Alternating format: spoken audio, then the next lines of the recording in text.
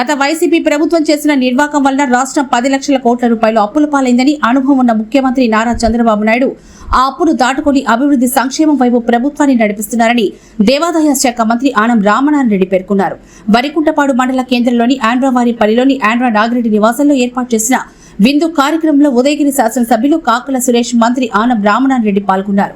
అనంతరం ఎమ్మెల్యే సురేష్, మంత్రి ఆనం రామనారాయణ రెడ్డి సుపరిపాలనలో తొలి అడుగు కార్యక్రమంలో పాల్గొని ఇంటింటికి తిరిగి ప్రభుత్వం అమలు పరుస్తున్న అభివృద్ధి సంక్షేమ కార్యక్రమాలు వివరించారు.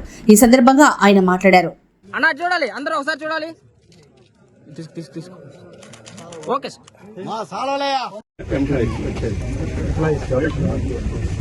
రేషన్ కార్డు దానికి సరుకులు వస్తున్నాయి.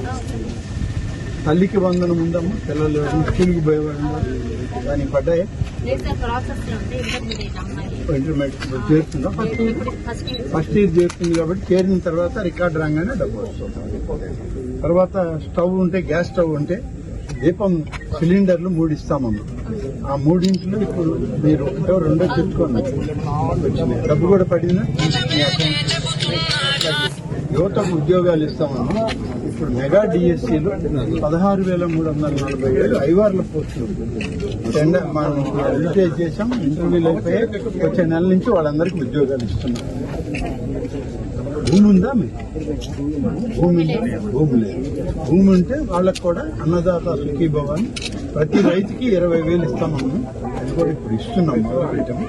తర్వాత మహిళలకి ఈ నెల 15వ తేదీ నుంచి మన జిల్లాలో మీరు ఆర్టీసీ బస్సులో ఎక్కడికి పోవాలన్నా కూడా ఉచిత ప్రయాణమే ఉంటుంది. ఈ జిల్లా పరిధిలో మీకు ఎక్కడికైనా పోవచ్చు. సరే, మీకు ఏమన్నా సమస్యలు ఉన్నాయంటే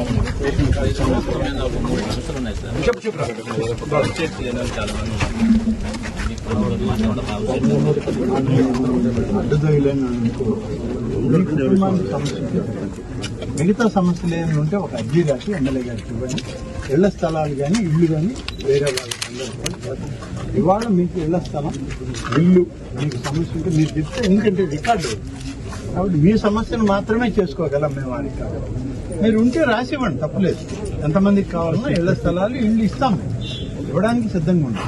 ఇంతకుముందు 1,60,000 ఎంత మా ప్రభుత్వం నుంచి పెన్షన్లు ఇస్తున్నాం. వస్తున్నాయా? రేషన్ కార్డుకి బియ్యం వస్తుందా? మీకు గ్యాస్ స్టవ్ ఉందా? గ్యాస్ స్టవ్ కట్టెలు పోయా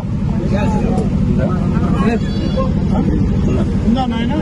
సిలిండర్ తెచ్చుకున్నారా? అంటే గ్యాస్ అసలు స్టవ్ లేదా? రికార్డు కాలేదా? ఏం చెప్పారు? రేషన్ కార్డు ఉన్నప్పుడు అడిగితే